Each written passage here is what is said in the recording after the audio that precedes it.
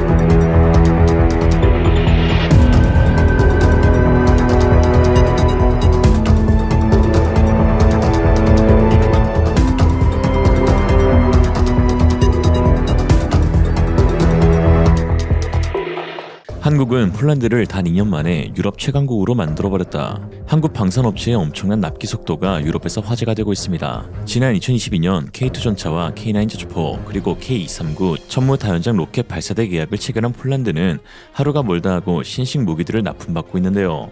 자동차 받는 것도 아니고 아주 그냥 미친 속도입니다. 지난 4일에는 K2 블랙팬서 전차 6대가 그드니아 항구에 도착하였고 3일 뒤인 7일에는 K239 천무 발사대 4대와 K9 저주포 12문을 추가로 인도받아 각 부대로 이관되었습니다. 이로써 한국 방산업체들이 폴란드에 납품한 숫자는 K239 천무 46대, K2 전차 62대, K9 저주포 100대로 웬만한 유럽 중소국가 기갑 전력을 단 2년 만에 만들어버렸습니다. 왜 한국의 국가번호가 8위인지를 보여주고 있는 상황이죠. 이에 폴란드 네티즌들 역시 한국 무기의 납기는 명실상부 월드클래스라면서 극찬하고 있는데요. 다음과 같습니다. 솔직히 말해서 이런 속도는 다른 누구도 절대 흉내낼 수 없는 속도다. 이건 한국 무기에 대한 다양한 의견에도 불구하고 논쟁의 여지가 없는 거지. 89년 이후 처음 경험해보는 유례없는 특급 배송으로 중장비를 받았다. 이런 건 냉전 시대에만 있었던 거다. 그리고 이것이 차이를 만들어내는 것이. 계산해보니 한국은 현재 4.5일에 탱크 한 대를 만들고 있고 내년에는 2, 3일에 한 대꼴로 만들 예정이다.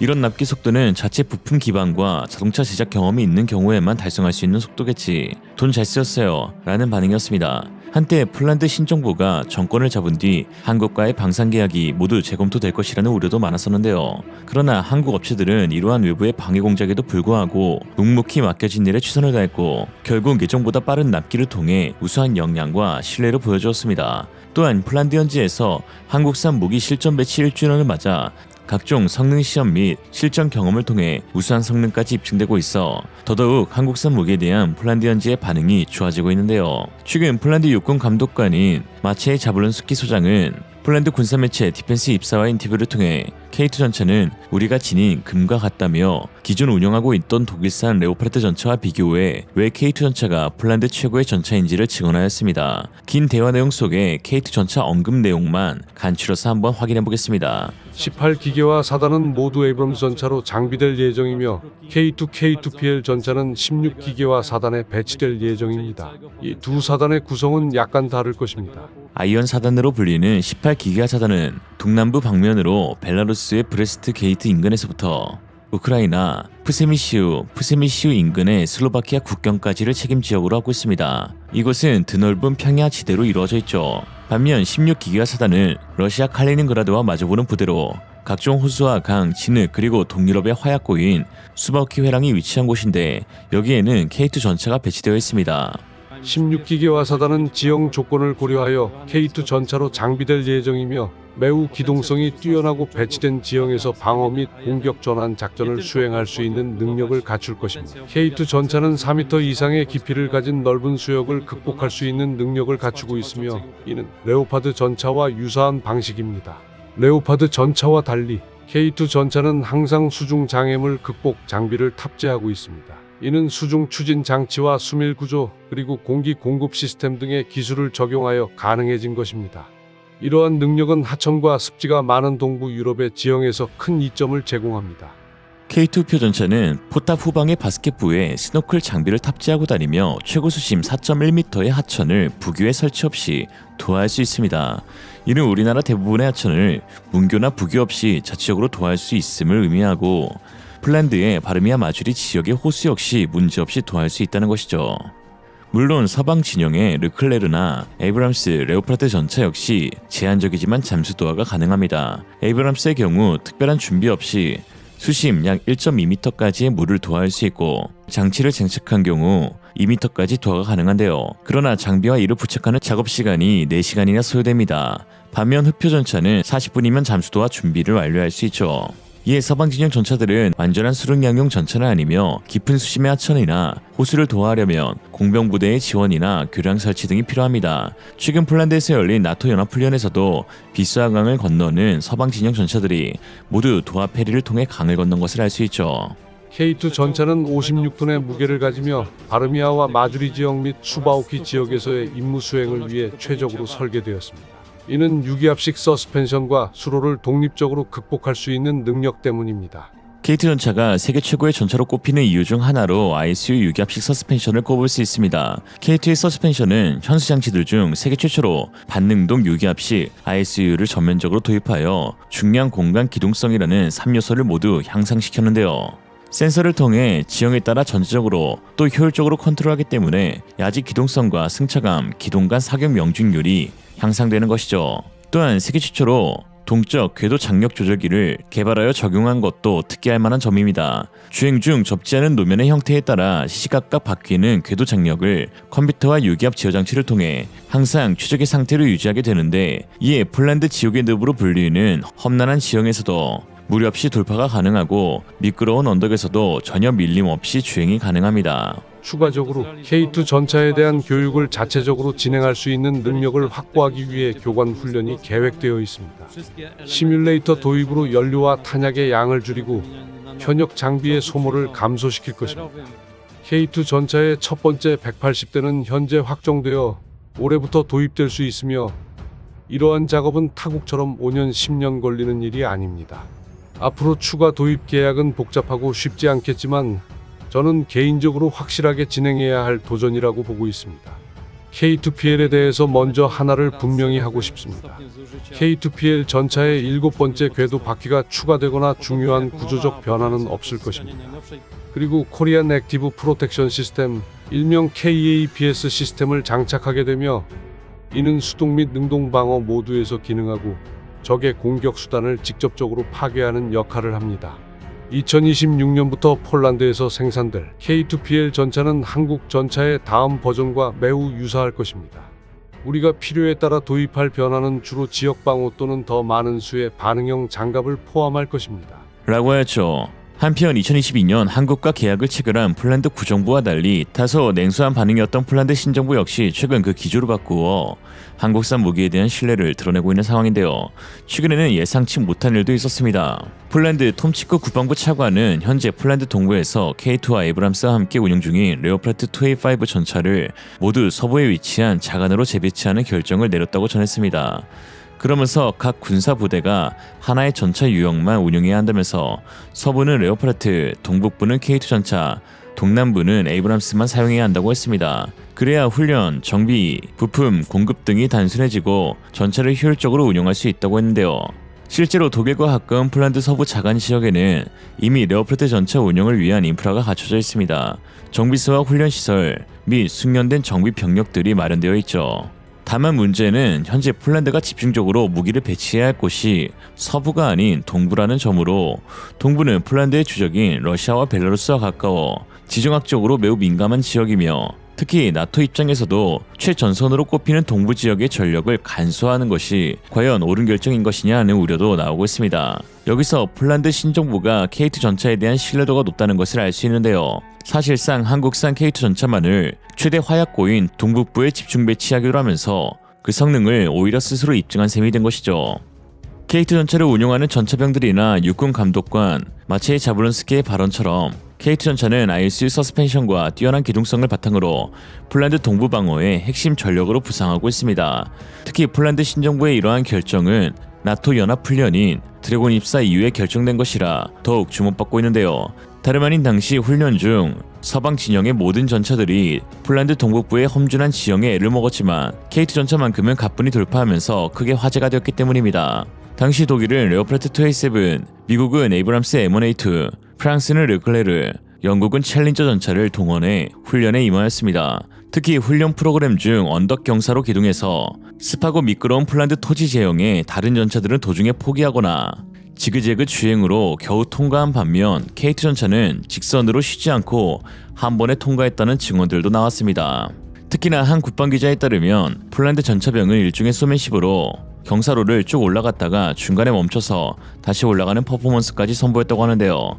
경사 중간에서 멈췄다 다시 올라가는 것은 거의 묘기에 가까운 수준으로 K2 전차가 나토 연합 훈련에서 그 성능을 제대로 보여준 셈이었죠.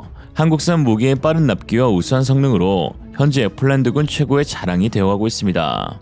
70년 전 불과 전차 하나 없어 북계의 속수무책으로 당했던 대한민국, 이제는 전세계 최고의 성능을 지닌 전차를 2일에 한 대 만들어내는 군사 초강대국으로 성장하였습니다. 다 함께 외쳐보죠. 보고 있나 북괴. 오늘의 한 줄 평. 강산 늪봉 돌파한 K2. 그래도 아직 하늘을 못 날다니 충격. 포병은 현대전의 신이고 K9은 신 중의 신이다. 포병을 현대전의 신으로 묘사했던 스탈린. 포병 체계가 갖추고 있는 어마무시한 화력은 당시 전쟁 중 전체 사상자의 약 60%를 발생시킬 만큼 강력했습니다. 특히 전쟁이 장기 소모전 양상으로 전개되고 전선이 고착되면 포병 화력에 대한 의존성은 더욱 증대될 수밖에 없는데요. 스탈린의 이러한 호언장담은 70년이 지난 오늘날 우크라이나 러시아 전쟁을 통해서 다시 한 번 더 증명되고 있습니다. 70년 전과는 비교할 수 없을 정도로 과학이 진보하고 첨단 무기들이 개발되었지만 아직도 전쟁의 판세를 결정짓는 것은 스텔스 전투기, 초음속 탄도미사일, 이지스 구축함이 아닌 155mm 포탄에 달려있는 상황인데요. 미국 외교협회는 지난달 24일 전쟁 무기 러시아와 우크라이나 경쟁 보고서를 발표하며 포병은 지난 수세기 동안 전투의 제왕으로 알려졌고 이는 오늘날에도 여전히 유효하며 지난 2년 넘는 우크라이나 전쟁에서 두 나라에서 발생한 사상자의 80%가 포탄에 의한 것으로 파악되고 있다고 설명했습니다. 특히 각각 주력으로 쓰고 있는 구경 155mm 포탄이 전쟁의 행방을 좌우하고 있는데요. 이에 서방 진영은 우크라이나의 155mm 포탄과 각국이 보유 중인 자주포를 지원하면서 물량 확보에도 애를 쓰고 있습니다. 이런 상황 가운데 전세계 최고의 자주포로 불리는 K9 자주포가 크게 주목받고 있는데요. 전세계 155mm 자주포 시장 점유율 70%를 차지하고 있는 K9은 이미 러시아의 위협에 노출되어 있는 폴란드, 에스토니아, 핀란드, 노르웨이, 루마니아 등 동북 유럽 국가들에게 수십 대에서 수백 대가량 수출되면서 완전한 K9 벨트를 형성하게 되었습니다.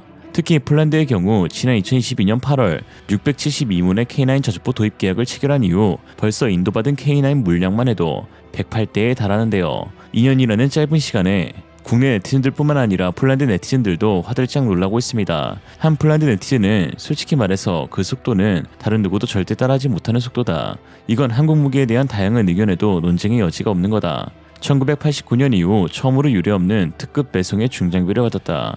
냉전 시대에만 있었던 일이다. 이것이 차이를 만들어낸다 라고 했습니다. 벌써 108대의 K9을 인도받은 폴란드는 현재 약 78문의 크랩 자주포와 함께 186문의 최신식 자주포를 운용 중으로 유럽 1위 보유량을 기록하고 있습니다. 2위는 독일로 펜저어비치 2000과 최근 주문한 RCH-155를 포함 약 121문을 보유하고 있고 3위는 프랑스로 세자르 자주포 약 77문을 운용하고 있습니다. 앞으로 폴란드는 564대의 K9 자주포와 42대의 크랩 자주포를 더 인도받게 되면서 사실상 전 유럽을 다 합쳐도 폴란드 하나에 미치지 못하는 최강 화력국이 되는 것이죠. 이런 걸 보면서 군자의 복수는 85년이 걸려도 늦지 않는다고 하는 것일까. 무튼 불안한 눈빛으로 바라보는 독일만큼이나 또 불안에 떨고 있는 국가가 있는데요.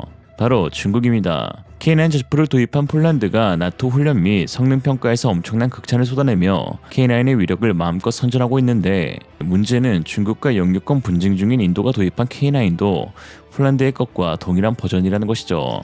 그래서일까 최근 중국 군사 매체에서는 연일 자국산 155mm 자주포 PLZ-05에 대해서 열심히 홍보하고 있습니다. 중국 노린코가 2005년부터 생산하기 시작한 155mm 자주포인 PLZ-05는 기존 PLZ-45의 45 구경장을 52 구경장으로 교체하고 각종 개량을 적용하여 만든 최신형 자주포입니다. 중국 매체들은 인도가 도입한 K9 자주포를 의도적으로 폄하하면서 PLZ-05의 성능을 뻥튀기 하는 전략으로 선전기사를 만들어내고 있는데요. 지난해 중국 신화웨이보의 군사 전문 페이지 신화군사망은 인도가 최근 배치한 K9 자주포는 중국의 신형 자주포에 비해 훨씬 성능이 떨어진다는 내용의 기사를 게재했습니다. K9은 카탈로그 데이터만 우수할 뿐 실제 성능은 떨어진다고 비난했는데요. 그러면서 K9은 중국산 PLZ-05 자주포보다 사거리와 발사속도, 탄도 중량에서 열세다. 가장 큰 단점은 신뢰성이 낮다는 것이라며 K9은 실제 포격전에서 긴 사거리와 높은 성능을 전혀 구현하지 못했고 연평도 포격 당시 K9을 파괴했던 것은 오히려 북한의 구식 견인 곡사포였다라고 주장했습니다. 그러면서 일부 국가가 K9을 구매한 것은 순전히 한국이 반도체, 자동차 생산 기술을 제공한 덕분이라는 억측을 내놓기도 하였죠. 역시나 중국다운 멍청한 결말인데 아니 K9을 도입한 10개국이 너희처럼 모두 멍청하진 않겠죠. 중국 매체의 주장 중 가장 황당한 것은 PLZ-05의 성능이 K9을 압도한다는 것입니다. PLZ-05가 15초 동안 1문 TOT, 즉 1문의 화포가 3발의 포탄을 각각 다른 각도로 사격해 표적을 동시 타격하는 것이 가능하다고 주장하는 것인데요. 이는 실제 영상을 보면 100% 과장임을 알 수 있습니다. PLZ-05는 포탄을 쏠 때마다 차체가 심하게 요동치는데요. 거의 댄싱 머신 수준입니다. 무슨 이야기를 들었길래 이렇게 웃겨서 몸부림을 치는지 주포가 발사할 때 포신이 위아래로 크게 요동쳐 탄착군이 벌어지게 만드는 주요한 원인이 됩니다. 사격 반동을 상쇄하는 주택복자기와 차체의 서스펜션 성능이 형편없을 때 나타나는 현상이죠. 멀리서 곡사로 쏘는 자주포의 경우 이러한 포신의 흔들림은 최대 수킬로미터의 오차까지 만들어 버릴 수 있습니다. 적이 아니라 아군 맞을까 노심초사해야 한다는 것. 특히나 최근 중국 공영 매체 CCTV사나 군미천하에서는 PLZ-05의 방호장치가 새롭게 추가되었다며 자랑하는 영상을 올렸는데 그 모습은 가히 충격적이었습니다. 10월 10일 공개된 영상의 제목은 정식 대비 인민해방군의 자주포에는 방호장치가 장착되어 있습니다 였는데요. 제목만 보면 무슨 첨단 능동 방호체계라도 달려있는 줄 알았는데 알고 보니 그냥 차대와 포탑에 철장을 둘러싸아 놓은 것일 뿐이었습니다. 물론 이러한 장갑 스크린은 우로전을 통해서 그 가격 대비 효과가 증명되곤 했지만 중요한 것은 최신의 중국 자주포에 APS가 아닌 철제 장갑을 둘러싸아 놓고 홍보한다는 것은 더 이상의 능동방호체계 개발이 이루어지지 않고 있고 개량할 의지도 없다는 것을 의미합니다. 여기에 반동은 여전히 잡지 못해서 보기륜 뒤에 받침까지 달아놓은 장면은 백미 중에 백미였죠. 받침이 없었으면 아마 뒤로 밀렸을 것입니다. 바로 이어진 선전 영상에서는 중국 자주포의 직사 장면이 공개되었는데요. 눈에 띄는 것은 PLZ-05 자주포가 최신 자동화 시스템을 갖췄음에도 불구하고 랜야드 파이어 시스템을 사용하고 있었다는 것입니다. 랜야드 파이어 시스템은 오래된 발사 방식으로 포병 장비에서 끈을 당겨서 발사하는 방식입니다. PLZ-05가 2000년대 중반에 비교적 최근에 개발된 신형 자주포임에도 이러한 방식을 채택하고 있는 것은 중국 자주포가 지니고 있는 근본적인 성능 미달을 나타내는데요. 전자식 발사 시스템의 신뢰성이 충분하지 않다는 것이죠. 특히나 랜야드 시스템을 사용할 경우 발사 속도가 느려질 수 있으며 절차 또한 복잡해져 현대 전자전 및 정보전 환경에 대한 대응력이 뒤처질 수밖에 없습니다. 여기에 끈을 당기는 동작에서 발생할 수 있는 작은 실수나 조작 오류는 발사의 실패를 초래하고 직접 전투 상황에서 부사수가 적의 사격, 포격, 폭발물 등의 위협에 노출될 수가 있죠. 오히려 한 명의 승무원이라도 줄여야 하는 현대전에서 줄을 당겨줄 부사수 인원을 늘려야 하는 중국입니다. 영상 보시죠. 实弹射击已经开始了啊！那么，因为是我们装备到训练场之后第一次射击，所以呢，整个炮班呢在第一发射击的时候是需要下车，然后通过拉发的方式对火炮进行击发。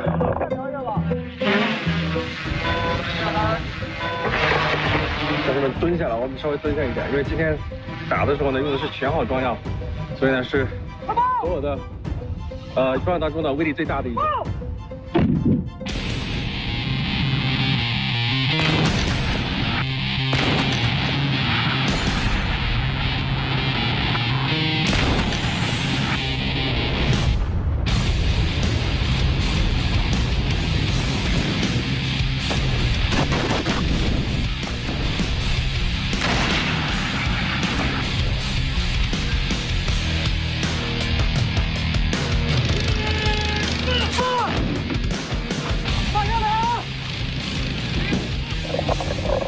开爆之后呢，整个阵地都被这个地上的浮土给笼罩了，我们现在也暂时看不到这个靶区的情况。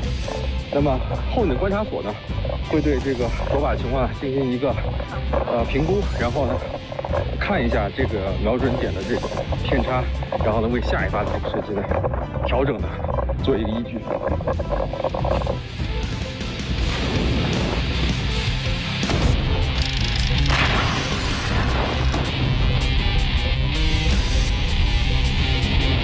我们采取打击目标临机指定、发射阵地临机选择的导调模式。炮班接收目标后，自主解散主源，实施自主打击，从反应速度、打击精度两个方面检验炮班基础训练水平。又一发，应该也是从它这个烟雾的位置来说，应该也是上靶的，非常准。当然，现在这准不准还只是我的肉眼判断，真正的成绩还得让数据说话。第一发射击完毕，炮长们在指挥车前集合，研读每一发的偏差，查找问题。确实，其中有几发出现了一些偏离，这就让对应的车组感到了一些压力。其实打第一发的时候，自己心里也没有底，因为第一次打。 중국 자주포의 직사와 달리 한국의 K9 직사는 편안함 그 자체였는데요. 직사 특성상 반동이 더 셀 수밖에 없음에도 K9은 최고 수준의 주택 복잡유와 차대 안전성으로 반동을 최소로 잡아내었습니다. 심지어 훈련을 주관한 김대양 상사는 훈련 중 최대 장약을 선택하여 사격했는데 이는 적에게 최단 거리로 최대한 빠르게 전달이 돼야 하기 때문에 직사 탄도를 형성해야 하고 탄이 직선으로 나가려면 추진력을 최대한 전달해야 하기 때문에 최대 장약을 사용한다. 라고 했습니다. 최대 장약에도 불구하고 반동이 상당히 적었는데 K9의 우수한 기술력이 돋보인 장면이었죠. 한편 지난 6일 이집트는 대규모 연례 열병식을 진행했는데 여기서 한국에서 도입한 K9 자주포가 등장해 화제가 되었습니다. 사막형의 모래색으로 도색된 K9의 모습은 엄청난 위압감이 들었는데요. 이집트가 보유한 모든 지상무기 가운데 제일 마지막에 등장하여 멋지게 퍼레이드를 마무리한 K9 그 영상 한번 보시죠.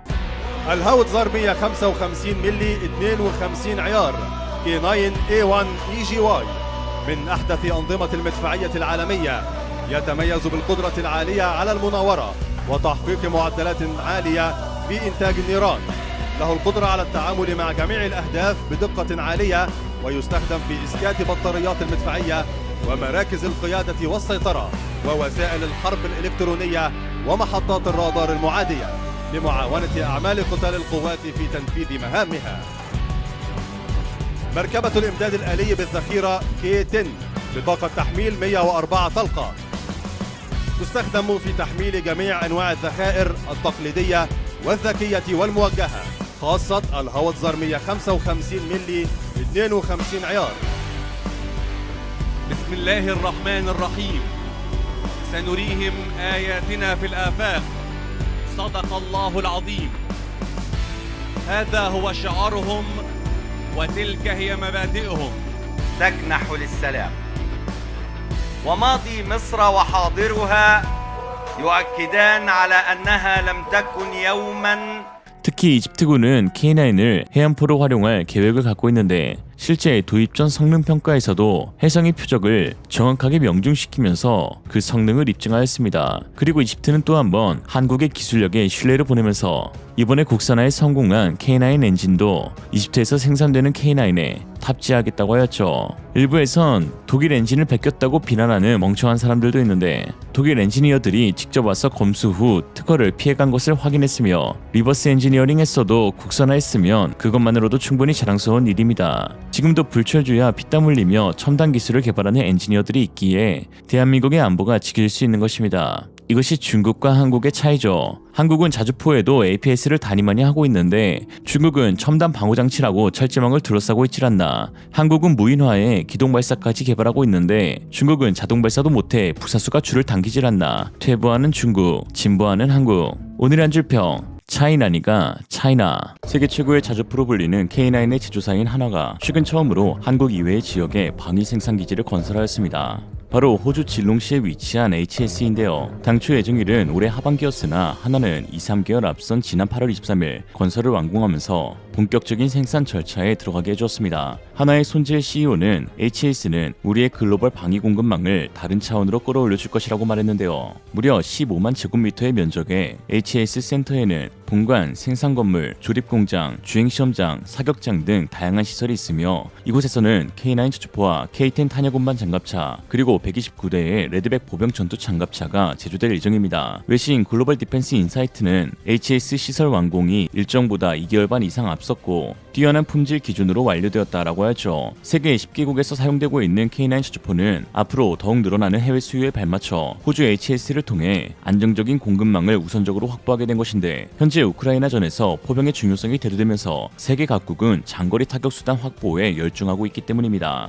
뉴욕타임스는 우크라이나에서 전투가 격화되며 포병 우위를 위한 투쟁이 벌어지고 있는데 차이를 만들어내고 있는 포탄을 목표물에 더 가까이 배치하려 양국은 노력하고 있다라고 했습니다. 최근 우크라이나 젤렌스키 대통령 역시 미넨 회의에서 우크라이나 포병과 장거리 능력 부족이 푸틴에게 전쟁을 이끌 힘이 되고 있다면서 장거리 타격 수단 지원을 요청하기도 하였죠. 이런 상황 가운데 최근 K9 저주포의 사거리 연장탄 양산도 확정되어 화제가 되고 있습니다. 현재도 세계 최고 수준의 자주포이지만 육군 군단급 부대 담당 영역이 넓어지며 기존보다 포탄을 더 멀리 쏘아보낼 필요가 있었는데요. 사거리를 늘릴 수 있는 방법으론 장포신을 장착하거나 고에너지 추진 장약으로 포구 속도를 증대하는 것 또는 보조 추진 장치로 포탄 속도를 높이거나 공기 역학적 형상 설계로 저항을 줄이는 방법 등이 있습니다. 이 가운데 한국 ADD와 풍사는 항력 감소제와 로켓 보조 추진체를 결합한 신형 사거리 연장탄을 개발 완료하였죠. 포탄 하부에는 로켓 보조 추진제가 들어있는 부분이 있고 그 아래 항력 감소제와 복합 지연 점화기가 있는데요. 기존 사거리에서 35% 늘어난 60km까지 사거리를 갖게 되었고 이번 방추위에서 최초 양산 계획을 심의 의결하여 올해 첫 양산이 시작됩니다. 지난해 체계 개발에 들어간 사거리 연장탄이 단 1년 만에 양산까지 들어갈 수 있게 된 데에는 단순히 탄의 성능이 발전했기 때문만은 아니었는데요. K9 저주포가 개량된 포탄을 수용할 수 있는 우수한 기체였던 것이 주요한 이유가 되었죠.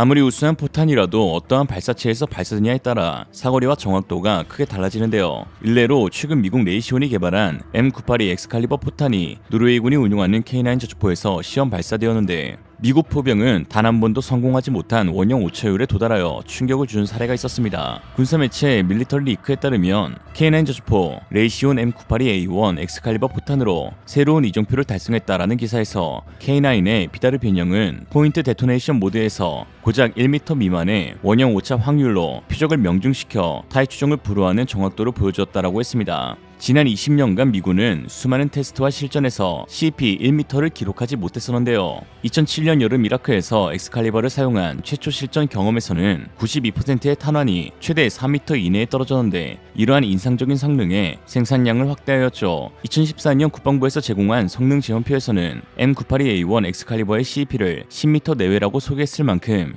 평균 10m, 최고 4m의 기록이 최대였으나 이번에 K9 저주포는 엄청난 장약으로 빠르게 발사되는 엑스칼리버 포탄을 발사하면서 특유의 반동지어 능력을 발휘해 CP 1m라는 말도 안 되는 정확도를 보여준 것입니다. K9의 경우 유기압 서스펜션이 포의 반동을 더 효과적으로 견딜 수 있게 해줘 사격 명중률을 획기적으로 높여줍니다. 또한 한국에서 개발한 우수한 주택복제기를 탑재해 포신의 반동도 크게 줄어들죠. 이러한 우수한 반동지어 능력은 최근 공개된 직사훈련 영상에서도 고스란히 드러나는데 당시 최대 장약을 사용함에도 불구하고 반동을 확실하게 제어하는 모습을 보여주었습니다. 훈련을 진행한 김디양 상사는 적에게 최단거리로 최대한 빠르게 전달되어야 하기 때문에 직사탄도를 형성해야 하고 탄이 직선으로 나가려면 최대 추진력을 전달할 수 있는 최대 장약을 사용해야 하는데 K9 저주포는 스페이드를 고정하지 않아도 워낙 뛰어난 반동 제어 능력을 지녔기에 우수한 정확도를 보여줄 수 있다라고 했습니다. 포병이 21세기에도 다시금 전쟁의 신으로 불리면서 한국의 포병 능력에 대한 재조명도 이루어지고 있는데요. 현재 한국은 구경 155mm 이상 대구경 자주포를 전 세계에서 가장 많이 운용하는 국가로 자리매김했습니다. 최근 국제전략문제연구소가 발간하는 밀리터리 밸런스와 제인영감에 따르면 한국 육군과 해병대에서 운용하는 자주포는 2,400여 문 이상으로 1,850여 문을 보유한 미국을 제쳤는데요. 미국은 대부분을 창고에 보관하고 400여 대를 약간 웃도는 수량만 운용하고 있습니다. 러시아는 전쟁 전 노후 자주포를 약 1,000문 가까이 퇴역시켰고 전쟁 후에는 600문 이상의 자주포가 파괴되었죠. 중국의 경우 최신형 PLZ-05의 자주포의 양산이 늦어짐에 따라 이번에 한국이 1위를 차지하게 된 것인데요. 한국은 독일, 프랑스, 영국 그리고 최근 86문의 K9 자주포를 인도받은 폴란드를 포함 전 유럽이 보유한 양보다 더 많은 자주포를 운용하고 있습니다. 북한은 4,000여 대의 자주포를 보유한 것으로 알려졌으나 대부분 소구경이며 보유 중인 대구경 자주포도 포탑으로 보되지 않는 개방형이어서 실제 자주포 전력은 서방권이나 옛 공산권 주요 국가에 비해 떨어지는 것으로 평가되고 있습니다. 특히 한국이 약 1,100여 문 운용하고 있는 K-55 자주포 역시 최근 개량 사업이 끝나면서 한국은 더욱 강력한 포병 전력을 구축하게 되었는데요. K-55 자주포는 1985년부터 미국 M109A2 자주포를 라이센스 생산한 자주포로 화생방 방호 시스템을 추가하고 한론 소화기를 장착하는 등 10여 가지의 개선 개량 부분을 추가했는데 이후 2010년대에 들어 독자 개발한 K9의 기술과 2000년대 이후 개발된 일부 최신 기술도 들어가 현재 성능면에서는 M109A6 팔라딘에 근접한 수준이라는 평가를 받고 있습니다. 특히 한 문당 10억 원이 안 되는 비교적 저렴한 개량 비용으로 K9의 80%급 성능을 발휘할 수 있는데요. 여기에는 관성함법 장치와 위성함법 장치, 윈도우 OS의 사격 통제 장치를 장착하였고 현수 장치와 주태 복제기를 보강하여 기존 K-55에는 사용이 제한되던 KM-203 장약을 사용할 수 있어 사거리가 24km에서 32km로 증대되었습니다. 기존의 반자동 및 수동 유압 장치를 전동식 유압 장치로 교체하여 방열 속도와 운용 편의성을 향상시켰고 여기에 반자동 급속 장전 장치를 장착, 포탄 장전 시간을 단축하여 정지 시 45초, 이동 시 75초 이내에 초탄 발사가 가능하게 되었죠.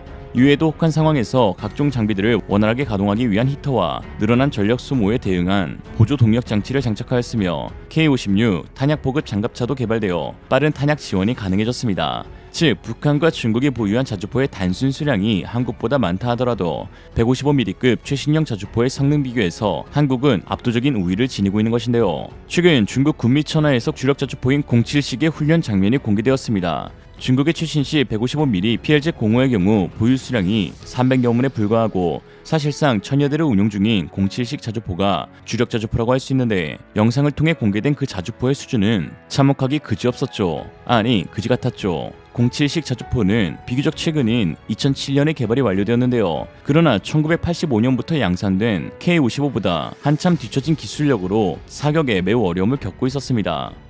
虽然徐浩哲全力以赴为实弹射击准备，但是作为新瞄准手，他在瞄准训练中还是暴露出了问题。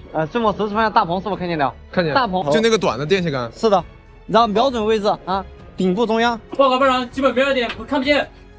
两手注意，要到。改用预备瞄准点。前2发谢文车组全都成功命中靶标，可是就在第3发炮弹发射后，一个意外情况出现了。教头没有推出来。车组成员的报告让谢文瞬间紧张起来。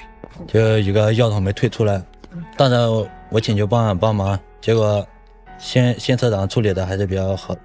随着这个雨不断的下，然后这个空气中的水汽会比较多，会影响我们的视线。然后瞄准在进行这个寻找瞄准点的时候，会难以发现。不要听其他人口令，知道吧？相信你自己。好。原来谢文担心下一轮射击导条组很可能会在夜间下达指令，有点担心，因为晚间也是对我们挑战。比较难的，因为晚上嘛，然后炮里也没有一些灯光嘛，就是操作上面可能会比白天更要难一点。没事，真的。可以的。谢文在炮车的无线电内也听到了关于徐浩哲车组的情况。虽然有一发炮彈没有找到瞄准点，但是徐浩哲的表现还是让谢文感到欣慰。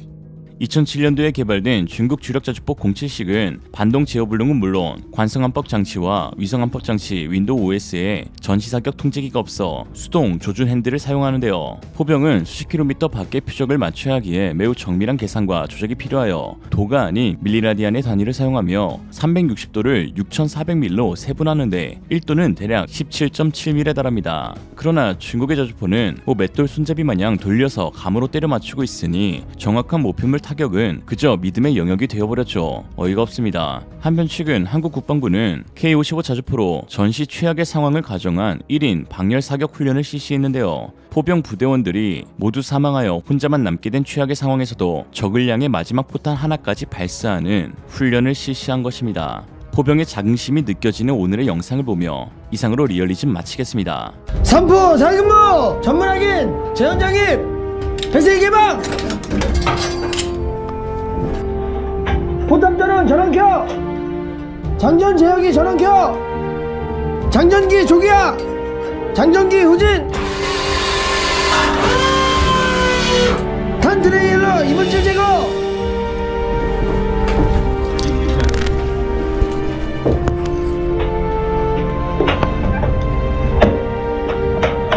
탄 안착. 탄 배착. 장전기 정렬 준비등 확인. 장전기 정렬. 장전 준비등 확인. 장전. 장전기 전진. 장전 제어기 전원거. 비트가 연상하기 이상무. 장전기 뜨기 확인 이상무. 1.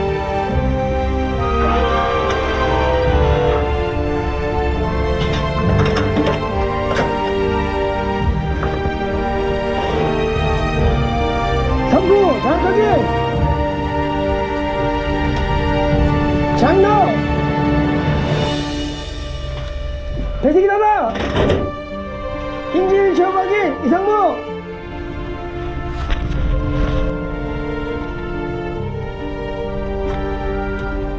내간다. 각발 뭉치 위치로. 3번 확인.